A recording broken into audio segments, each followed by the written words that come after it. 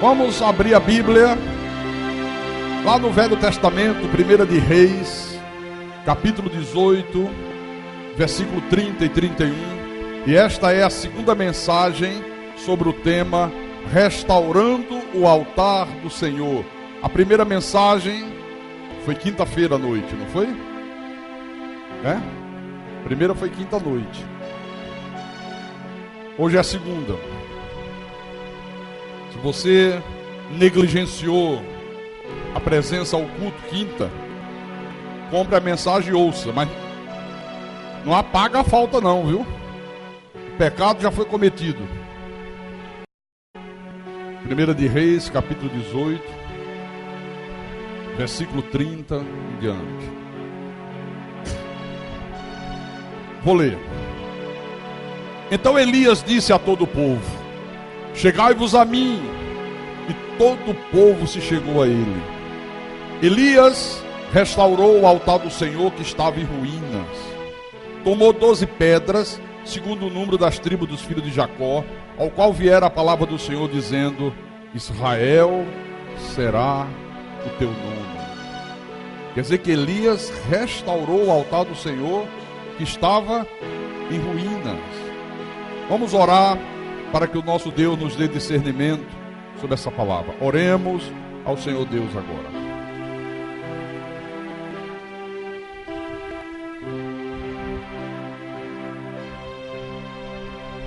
Senhor Jesus Cristo, agora é aquele momento sublime de nós ouvirmos a Tua voz. Já preparamos a terra, a boa terra do coração, para que o semeador venha e semeie a boa semente. Quando a boa semente é semeada na boa terra, o Senhor disse, ela frutifica a 100 por 1, a 100% de frutificação, a mudanças, a transformação, a milagres, a portas abertas. As maravilhas de Deus se manifestam naquela vida. E é o que nós queremos, Senhor, nesta manhã. Semeie a boa semente através do Teu pastor, do Teu servo, do Teu profeta. Usa-me, meu Pai, com sabedoria, com a inspiração do Teu Espírito. Dá-me a capacidade de semear a semente boa. A semente boa é a Tua palavra pregada sem misturas, sem paganismo, sem misticismo, sem doutrinas de homens, sem tradições mentirosas. Porque se houver essas coisas, não é a boa semente, é a má semente. E essa não frutifica, essa não serve para nada, essa só faz surgir ervas daninhas. Capacita-me, Senhor Deus do universo, porque a minha suficiência vem do Senhor, o Criador de todas as coisas. O Deus de Abraão, o Deus de Isaac e o Deus de Jacó. Para que tudo que for proclamado desse altar, que seja para a Tua honra, para a Tua glória, para o Teu louvor e para o crescimento espiritual do Teu povo. Eu te peço isso em nome de Jesus, e que todos que creem digam amém e amém. Diga graças a Deus.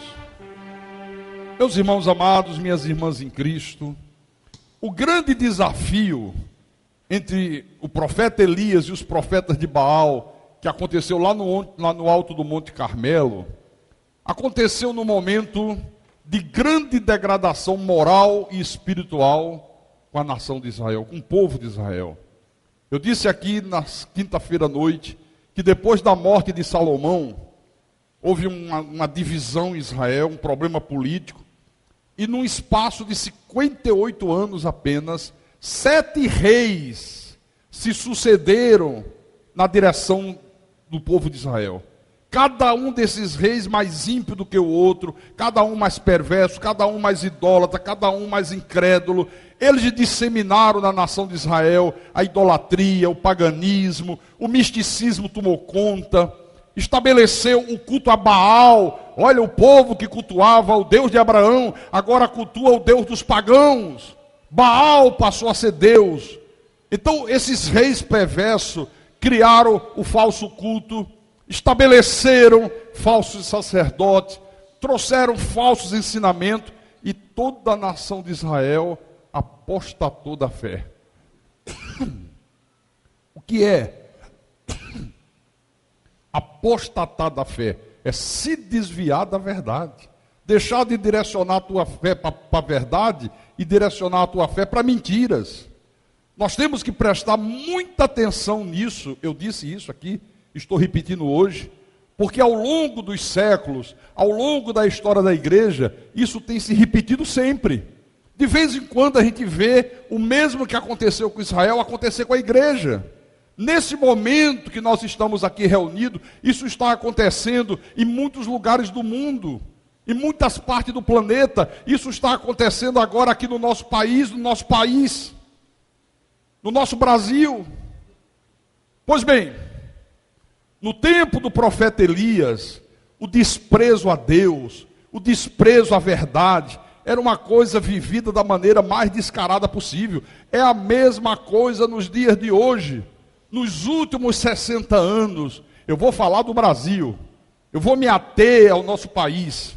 O Brasil foi literalmente invadido pelos profetas de Baal, pelos pastores de Baal, que não cessam de fazer aquilo que é mal perante o Senhor. Isso começou em 1955, com um sujeito chamado missionário Manuel de Melo, que fundou um movimento chamado O Brasil para Cristo. Em 1962, surge Davi Miranda com a Deus é Terror. Oh, Deus é terror? Deus é amor. Mas ali não é amor, ali é um terror. Aquele Deus não é Deus de amor, é um Deus de terror. Surge Davi Miranda. 2 anos depois, 1964, aí vem um sujeito, imita o Davi Miranda, o Doriel de Oliveira, e funda um movimento chamado Casa da Bênção, que era a Universal daquele tempo. O que a Seita Universal é hoje, a Casa da Bênção foi no ano de 1964. Essa é que é a grande verdade. 13 anos depois, surge algo pior do que tudo isso que eu já falei. Aparece no cenário religioso do Brasil 2 homens, Edir Macedo Bezerra e R.R. Soares. E os dois dão início a um movimento, a uma seita chamada Universal do Reino de Deus, fundada pelo R.R. Soares. Aí o Edir Macedo passa a perna no Soares, dá-lhe uma rasteira, assume o comando da seita, brigam, e são parentes, são cunhados. Quase chegam à morte, brigando pelo império religioso, mas o outro foi mais sagaz, trambicou a documentação da igreja, tomou posse do movimento. E aí sai o Soares, e em 1980, funda a Seita Internacional da Graça de Deus. Em 1986, olha que é igualzinho os 58 anos de Israel. Eu estou falando de 60 anos agora. Uma sequência, veja, num espaço de tempo tão pequeno, vão surgindo coisas. Em 86, aí surge, entre aspas, o apóstolo Estevão Hernandes. Aquele que foi preso nos Estados Unidos levando dólar dentro da Bíblia. Os do PT levam na cueca, né? Os de Baal levam dentro da Bíblia. Foi preso, humilhado, ele, a mulher. Em 1992, aparece um outro picareta chamado Robson Rodovalho, que também é deputado e fundou um movimento chamado Sara a Nossa Terra, que faz apologia ao culto para quebrar maldições. Ele ensina como quebrar maldições, porque na cabeça desse imbecil, Jesus não quebrou as maldições. É como se Jesus tivesse feito viagem perdida. Depois vem o Valdemiro Santiago, com a Mundial do Poder de Baal. E para a coisa terminar como um verdadeiro caldeirão das bruxas, surge no cenário religioso do Brasil o Silas Malafaia com a sua diabólica teologia da prosperidade. Então, da mesma maneira que aqueles 7 reis perversos arrebentaram com Israel criaram o falso templo, o falso culto, criaram o falso sacerdote, trouxeram o falso ensinamento. Essa turma da pesada que eu acabei de mencionar tem arrebentado com o povo de Deus. Nunca se viu tanta apostasia no nosso Brasil quanto nesses últimos 60 anos. Foi essa gente, meu irmão, que eu acabei de mencionar, que introduziu o falso evangelho. E não me venham com essa história, não, mas não deve citar nomes, é falta de ética. É falta de ética? Não, Paulo citava. Demas me abandonou. Alexandre o Latoeiro me causou grandes... Dava nome aos bois. Que é isso? Que puritanismo é esse? Não, mas é bom, não tem que citar nome.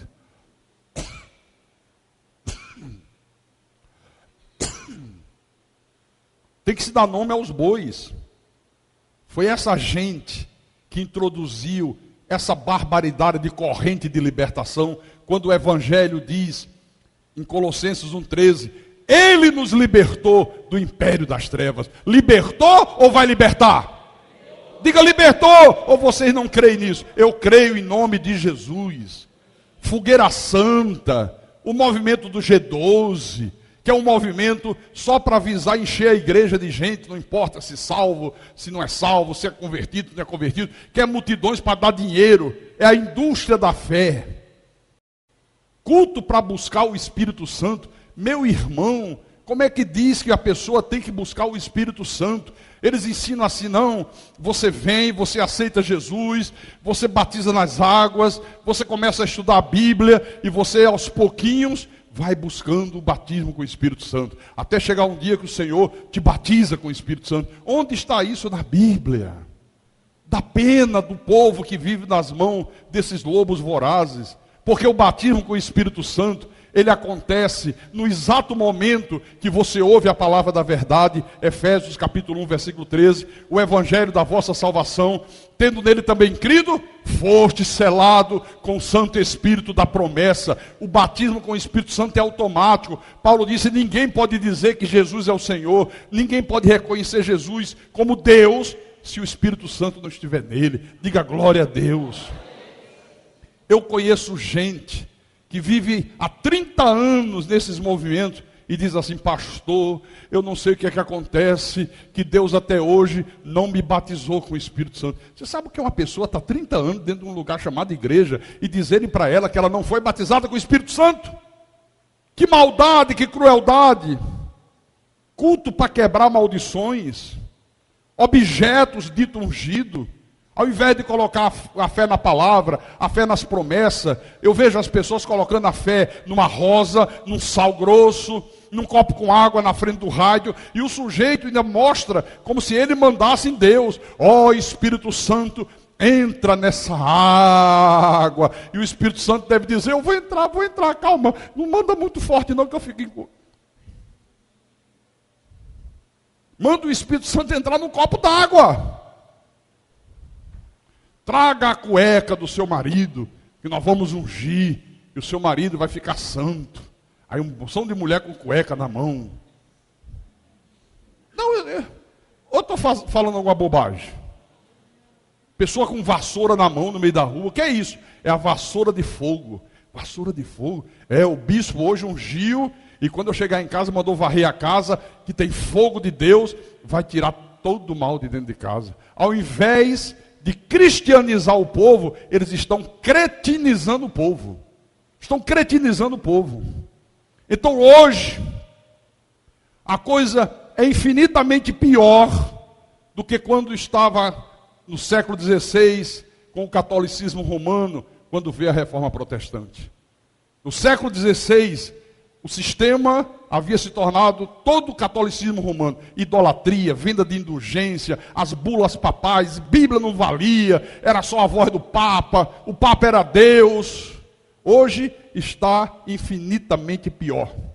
Muito pior. Vamos aqui no capítulo 18 de 1 de Reis, versículo 21 e 22. Então Elias se chegou a todo o povo e disse, Até quando cocheareis entre dois pensamentos? Se o Senhor é Deus, segui-o. Se é Baal, segui-o, escolham. Porém o povo nada lhe respondeu. Então disse Elias ao povo: só eu fiquei dos profetas do Senhor, e os profetas de Baal são 450 homens. Só eu fiquei dos profetas do Senhor. Você já imaginou isso? Numa nação de mais de 3 milhões de pessoas, só havia um profeta de Deus. O restante estava tudo corrompido, todos eram profetas de Baal. E Elias faz um desafio, diz: vamos fazer um desafio, vamos ver quem é o Deus verdadeiro. Chama esses 450 profetas de Baal, manda fazer um altar, coloca um animal sobre o altar, coloca lenha. Vocês vão orar a Baal, para que Baal envie fogo e consuma o holocausto. Não pode tocar fogo. Tem que ser algo sobrenatural. Eles disseram: perfeito, depois eu faço a minha parte, vou fazer o mesmo. Começa com os profetas de Baal, depois você vai lendo aqui. Eles começam a invocar o nome do Deus deles, a partir de manhã cedo. Que coisa interessante isso aqui, né? Tomaram o novilho, versículo 26. Tomaram o novilho que lhes fora dado, prepararam-no e invocaram o nome de Baal, desde a manhã até o meio-dia. Olha, começaram a orar a Baal desde de manhã cedo até o meio-dia. Vá prestando atenção nisso aqui. Isso é importante. As práticas pagãs. E eles diziam: ah, Baal, responde-nos. Porém não havia uma voz que respondesse. E manquejando, andando de joelhos em torno do altar, se movimentavam ao redor do altar que tinham feito. Essa coisa de ficar não sei quantas horas de joelho, e tem que fazer calo de joelho, senão Deus não atende. Tem que orar muito de joelho, até sangrar. Olha onde surgiu. Ao meio-dia, Elias zombava deles, dizendo: clamai em altas vozes, porque Ele é Deus. Pode ser que esteja meditando, ou atendendo a necessidades, ou de viagem, ou a dormir, e vai despertar. E eles clamavam em altas vozes, e se retalhavam com facas e com lancetas, segundo o seu costume, até derramarem sangue. O profeta Elias era um profeta encardido. Zombava, mais alto. Quem sabe Baal está com dor de barriga, está atendendo uma necessidade dele. Está no banheiro, não vai ouvir. Grita mais alto. Quem sabe ele está dormindo e vai despertar. Olha como ele ironizava essa gente. Passado o meio-dia, profetizaram eles, até que a oferta de manjares se oferecesse. Porém não houve voz, nem resposta, nem atenção alguma. Então Elias disse a todo o povo: chegai-vos a mim. Todo o povo se chegou a ele. Elias restaurou o altar do Senhor, que estava em ruínas. Tomou 12 pedras, segundo o número das tribos dos filhos de Jacó, ao qual viera a palavra do Senhor, dizendo: Israel será o teu nome. Com aquelas pedras, edificou o altar em nome do Senhor. Depois, fez ao redor do altar um rego tão grande, como se fosse para semear 2 medidas de semente. Então armou a lenha, dividiu o novilho em pedaços, colocou-o sobre a lenha e disse: enchei de água 4 cântaros e derramai-a sobre o holocausto, sobre a lenha. Molha, encharca tudo. Eu quero a madeira encharcada de água. Eu quero o animal encharcado de água. Faça isso a segunda vez. Fizeram a segunda vez. A terceira vez. O profeta abusado. Eu quero a coisa bem difícil. Quero tudo encharcado, para depois não dizer que eu peguei um fósforozinho e acendi a fogueira. Para não ter a mínima possibilidade disso acontecer. E 3 vezes foi feito, de maneira que a água corria ao redor do altar. Ele encheu também de água o rego. No devido tempo, para se apresentar a oferta de manjares, aproximou-se o profeta Elias e disse: ó Senhor, Deus de Abraão, de Isaque e de Israel, fique hoje sabido que tu és Deus de Israel, e que eu sou teu servo, e que segundo a tua palavra fiz todas estas coisas. Responde-me, Senhor, responde-me, para que este povo saiba que tu, Senhor, és Deus, e que a ti fizeste retroceder o coração deles. Quantos minutos demorou essa oração? Quanto tempo? 20 segundos. Não demorou mais do que 20 segundos. Os profetas de Baal oraram desde manhã cedo até o meio-dia. Ele disse, não, para orar o Deus verdadeiro não precisa. Ele ouve. Basta orar uma vez e a resposta vem. 20 segundos demorou a oração, caiu o fogo do Senhor e consumiu o holocausto e a lenha, e as pedras, e a terra, e ainda lambeu a água que estava no rego. O que vendo todo o povo, caiu de rosto em terra e disse, o Senhor é Deus, o Senhor é Deus. E Elias disse, lançai mão dos profetas de Baal, que nenhum deles escape. Lançaram mão deles, e Elias os fez descer ao ribeiro de Quizon, e ali os matou. Irmãos, preste atenção. Eu mostrei quinta-feira à noite, está lá em Mateus, Jesus ensinando como devemos orar. Quando vocês orarem, não sejam como os hipócritas, que gostam de orar nas praças, nos cantos da sinagoga, para serem vistos dos homens, para aparecer. Quando você orar, entra no teu quarto, fecha a tua porta e ora em secreto ao teu pai, que em secreto te ouvirá. E quando você orar, não useis de vãs repetições, como fazem os gentios, como fazem os pagãos.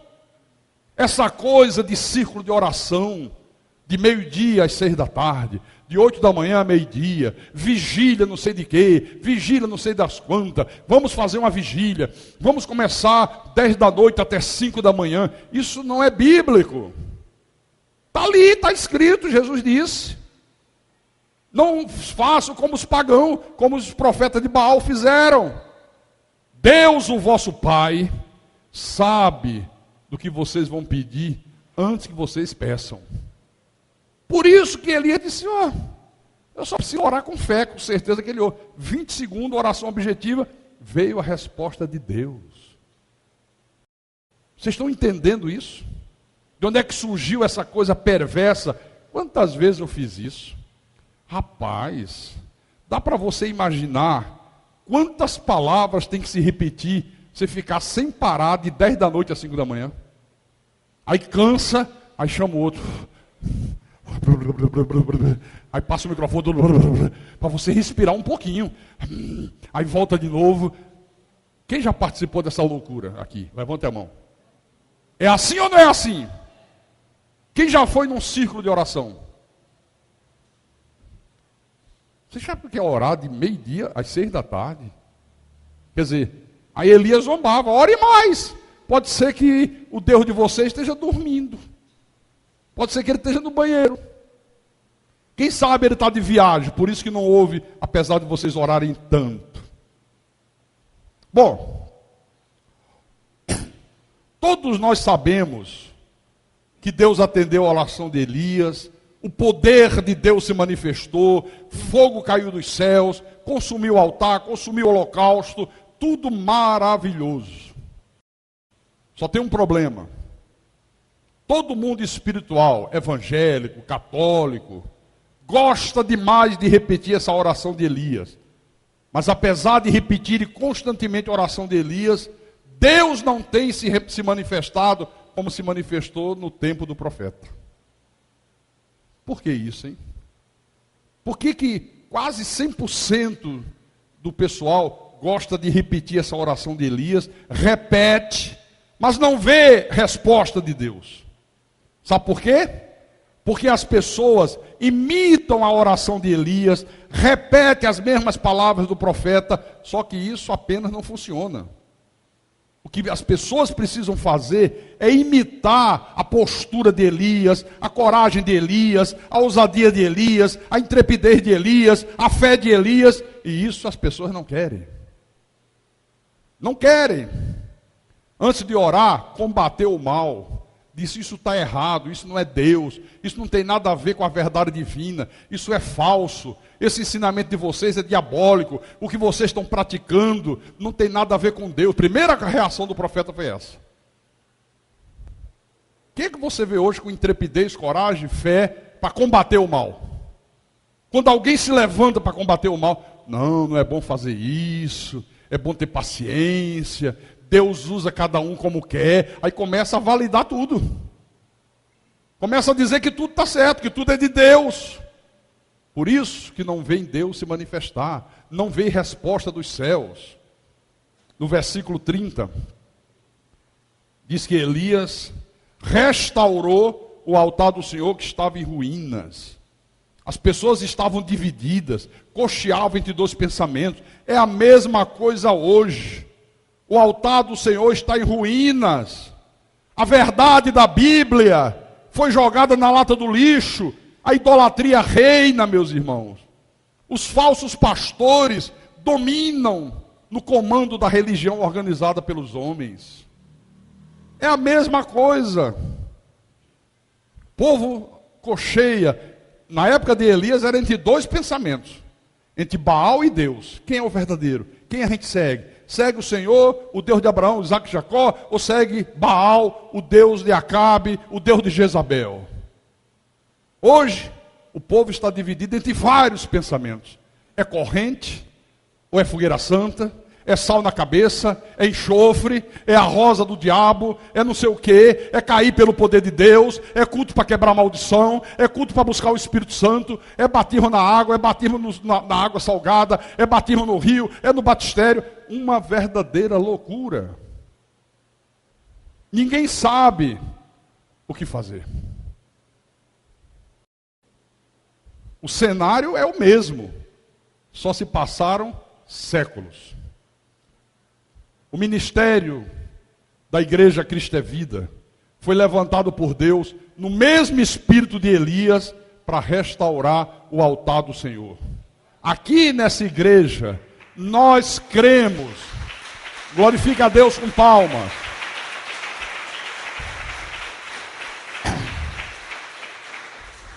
Nós cremos num Deus todo-poderoso. Nós não cremos num Deus todo fraquinho.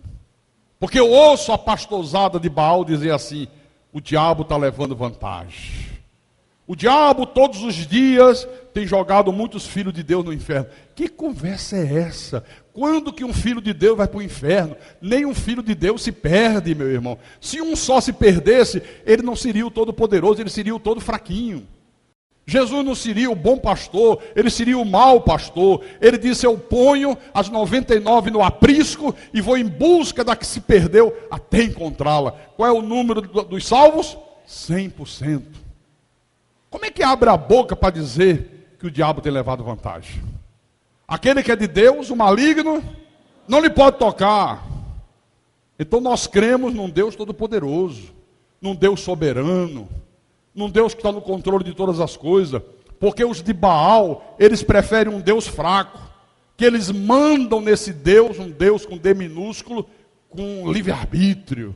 Porque Deus tem que respeitar o homem, Deus tem que me respeitar, Deus não pode exercer a sua soberania. É isso que eles creem. Um Deus que exige do povo apenas que pratica alguns rituais, vigília, círculo de oração, corrente, batismo de água, só exige isso. Um Deus criado pelos pastores de Baal, que apenas exige das pessoas sacrifícios da lei, faz jejum, joelho no chão, sobe monte, desce monte. Não porque subiu o monte, porque lá no alto do monte está mais perto de Deus. Ah, já ouviu essa bobagem? Vamos subir o monte. Por que tem que subir o monte? Porque está mais perto de Deus. Vamos orar de madrugada, que a fila é menor. Ontem à noite, alguém me chama e pergunta: pastor, me tira uma dúvida. Gente de outro lugar. É verdade que quando a gente ora em pensamento, o diabo não sabe o que a gente pediu a Deus? Aí eu digo: pera lá. Por quê? Qual o problema? Não, porque o pastor da minha igreja disse que tem coisas que a gente não deve orar em voz alta, para o inimigo não saber. Então, quando é coisa muito grande, muito importante, ora em pensamento, porque se você orar em voz alta, o diabo vai ficar muito mais alerta, vai chamar a pulsão de demônio. Na hora que Deus mandar a bênção, o diabo corre e... tomei a bênção. Que imbecilidade! O que estão fazendo com o povo de Deus? Que perversidade! Isso não está na Bíblia. Então esse é o Deus criado por eles. Um Deus que vende as suas bênçãos em troca de dinheiro. Não, se você der R$1.000, Deus vai atender a tua necessidade. Ah, o teu marido saiu de casa, venha para a fogueira santa de Alibaba e os 40 ladrões. Você dá toda a tua poupança, Deus vai trazer o teu marido de volta. Sabe que Deus é esse? O Deus Baal. Porque o Deus da Bíblia, as suas bênçãos não estão à venda.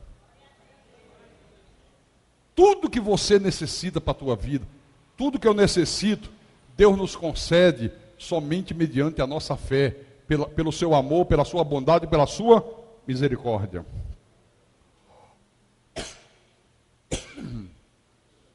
Então, o Deus Baal não exige nada dos seus seguidores no que diz respeito aos mandamentos morais e espirituais do Deus verdadeiro. Para Baal, não importa se aqueles que o servem são desonestos, são imorais, são mentirosos. Não importa se quem está servindo a ele cobiça a mulher do próximo, cobiça o marido do próximo. Não importa se o sujeito é um homossexual, se é uma lésbica, se é um pedófilo, se é um ladrão. Para Baal não importa se os seus seguidores são pessoas rancorosas, vingativas, alcoólatras, idólatras, impuras. Não importa. Ele não está nem aí. Ele quer seguidores.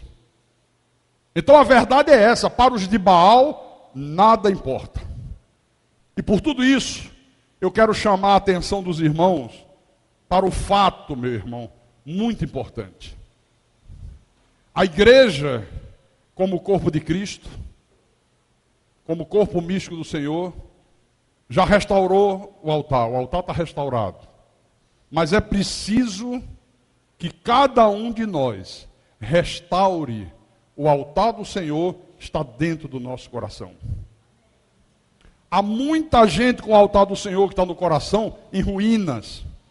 Por isso, não vê Deus se manifestar na vida, não tem alegria do Espírito Santo, não tem fervor na oração, não tem fome pela verdade, pela palavra, não há aquele desejo intenso de ter comunhão com Deus, não há aquela vontade de estar presente em todos os cultos. Vir a culto ou faltar culto é a mesma coisa, o cara não sente nada, absolutamente nada. Não há prazer nas coisas de Deus. Isso são sintomas de que o altar de Deus que está no coração está em ruínas. Às vezes o altar de Deus da família está em ruínas. Não há harmonia dentro de casa, não há paz. Às vezes uma família gasta horas e horas diante de uma televisão, assistindo novelas imorais, indecentes, Big Brother Brasil. Vai começar de novo a mais nova edição do Cabaré da Globo. Mas já está em andamento o Cabaré da Record, que é a Fazenda do Edir Macedo. Audiências monstruosas, porque tem depravação, porque tem prostituição, porque tem lesbianismo, porque tem homem gay no meio, mulheres que topam tudo. E nessa audiência está assim de gente que vive dentro das igrejas. Mas que dentro de casa é como se Deus não estivesse vendo.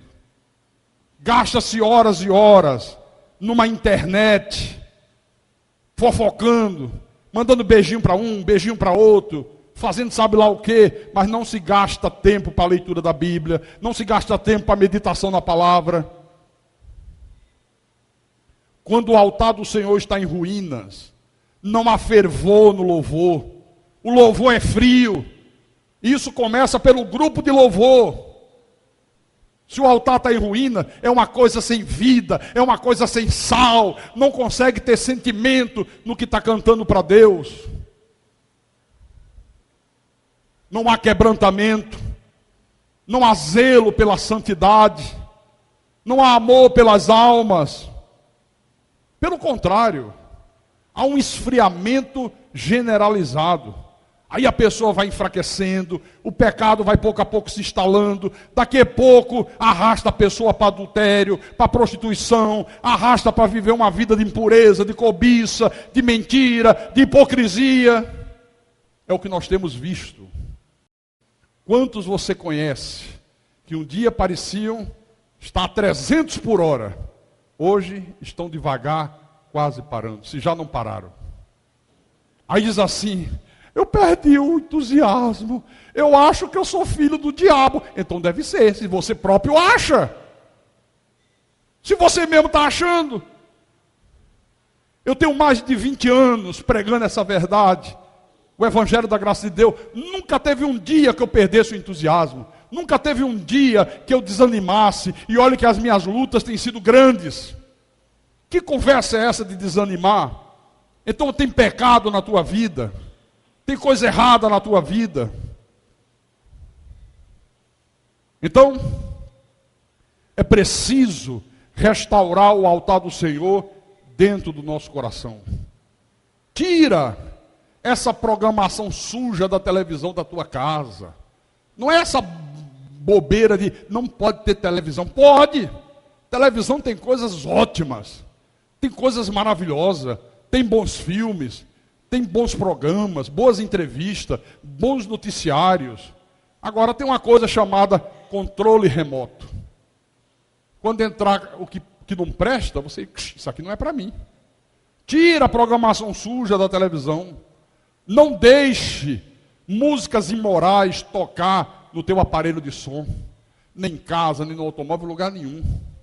Nunca se viu tanta imoralidade, tanta depravação na música como nos dias de hoje.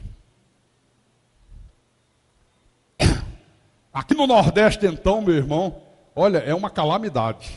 Essas bandinhas de forró, que não são bandas de porcaria nenhuma. Isso é uma vergonha chamar isso de forró. O que fazem de música indecente. E a criança ouve, e daqui a pouco está um menininho de 1 ano cantando: eu vou sair de casa e morar no cabaré. Olha o que o safado criou, que letra que o cara escreveu. E fica toda uma sociedade cantando isso, toda uma juventude cantando isso. Vem um outro e diz: o negócio é beijar na boca, eu vou beijar 40 numa noite. Uma moça que diz que vai beijar 40 é pior do que a pior das prostitutas. É daquelas prostitutas mais rampeiras. O outro vem e diz: eu quero tchu, eu quero tchá. Rapaz.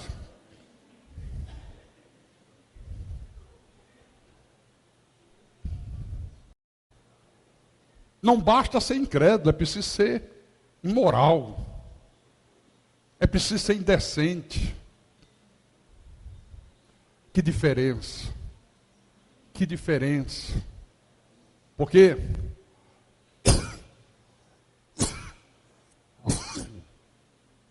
não é porque o cara é incrédulo que ele só vai criar coisas imorais. Não. Nós temos gente incrédula que criou coisas lindas. Luiz Gonzaga. Quem não gosta de cantar Asa Branca? Quem não gosta de Luar do Sertão? Quem não gosta? Aí vem hoje esses depravados, esses gayzinhos de cabelo aqui na bunda. Já viu esses caras que cantam forró? Parece uns bonequinhos, né? Todo delicadinho, rostinho lisinho, cabelo daqui. Ainda disse, como é que chama o nome do cara? Hã? O Erlen, o safadão. E mais safado ainda que vai atrás. Oh, não é? Não me responda se não é. Você acha que eu deixaria uma filha minha ir para esses ambientes? Garota safada, está dizendo que quem está lá é garota safada também. Só se ela for de maior, dona do nariz dela, aí não posso mais interferir. Mas enquanto estiver debaixo das minhas asas, não vai mesmo. Não vai mesmo, meu irmão. Amém, igreja? Não fale palavrão. Tem gente que de 10 palavras, 11 é palavrão. Por favor, restaura o altar do Senhor. Restaura. Então a Bíblia diz que Elias restaurou o altar do Senhor que estava em ruínas. Olha, irmãos, presta atenção no que o pastor vai te dizer. Nós precisamos fazer a mesma coisa antes que Deus perca a paciência e nos fulmine a todos. Precisamos fazer isso rápido. Faça antes que Deus perca a paciência e te destrua de uma vez e para sempre. Ah, pastor, mas Deus é amor. Mas antes de ser amor, Deus é justiça. No livro de João, capítulo 15, Mateus, Marcos, Lucas, João. Capítulo 15, versículo 19. Jesus disse assim: se vós fosseis do mundo Aion, do mundo da perdição, do mundo de Baal, o mundo amaria o que era seu. Como todavia não sois do mundo, pelo contrário dele vos escolhi, por isso o mundo vos odeia.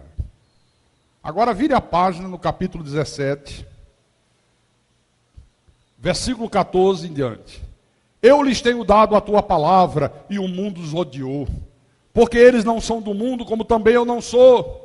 Não peço que os tire do mundo, e sim que os guarde do mal. Eles não são do mundo, como também eu não sou.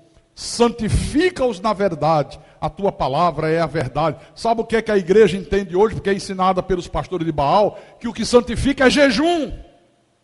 Irmão, tem que jejuar para se santificar. E quanto mais jejua, mais safadeza a gente vê, mais divórcio, mais prostituição dentro dos templos. Nunca se viu tanto divórcio, inclusive na vida dos pastores.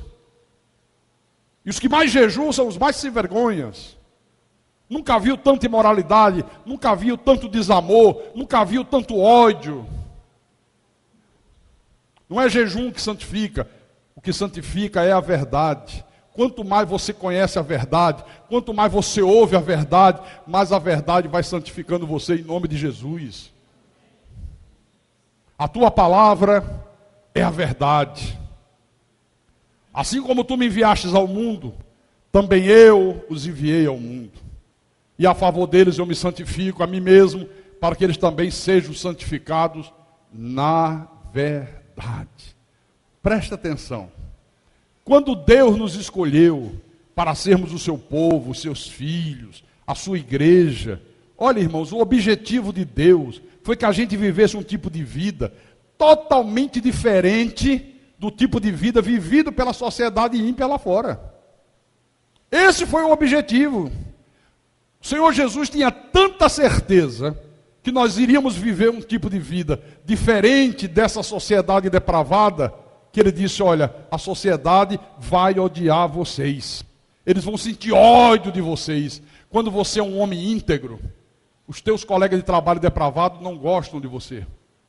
Chega sexta-feira, vão para os bacanais, para as prostituições, para a noitada, querem que você vá, você não vai, você resiste. Ele diz, ô cabra chato, eu não tolero esse cara, porque você não senta na mesma mesa que eles sentam, porque você não pratica o mesmo mal que eles praticam. Quando o teu vizinho vê você um bom marido, uma boa esposa, um bom filho, uma pessoa honesta, o teu vizinho não gosta de você, ele vai criar situações para ver se você tropeça, para que você caia na mesma lama que ele está metido.